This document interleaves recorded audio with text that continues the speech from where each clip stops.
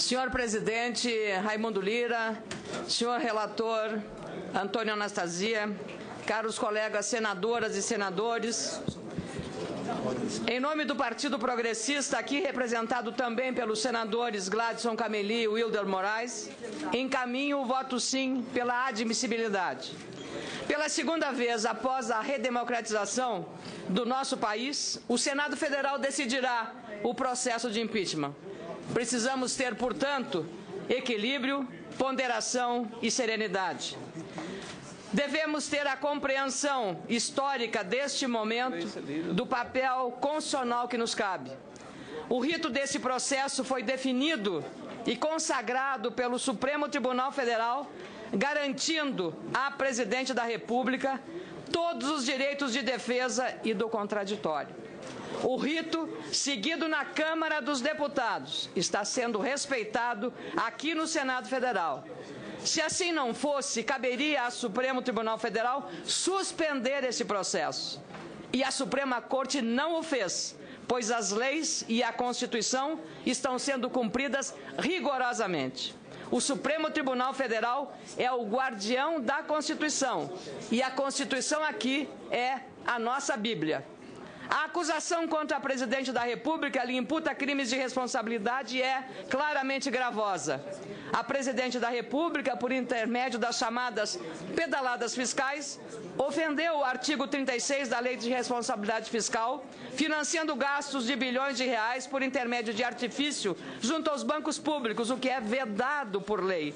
Além disso, imputa-lhe o fato de ter assinado 6 decretos autorizando despesas não previstas no orçamento, quantias que atingiram bilhões de reais sem cobertura legal, ofendendo a lei orçamentária, Lei 13.115 de 2015. E o fez sem prévia autorização do Congresso, necessária quando o governo gasta mais do que o previsto, colocando em risco, vale dizer, o cumprimento das metas fiscais. São graves, portanto, os fatos imputados contra a Presidente da República. Entendo, diante de todo o material probatório produzido até aqui, que há, sim, enquadramento típico e lastro de prova suficiente para a admissibilidade do processo de impeachment, para que a Presidente da República se defenda, com todas as garantias previstas na Constituição e asseguradas também pelo Supremo Tribunal Federal. É um momento difícil e grave para a nação. Uma crise econômica e moral sem precedentes. Milhões de desempregados. A sociedade espera que o Senado Federal cumpra a sua missão constitucional com a responsabilidade que a posteridade e a história estão exigindo. Este processo, por doloroso que seja, consolida a plenitude da democracia no nosso país. O funcionamento livre e independente das instituições, como o Congresso Nacional, o Ministério Público, o Supremo Tribunal Federal e a necessária e indispensável liberdade de imprensa.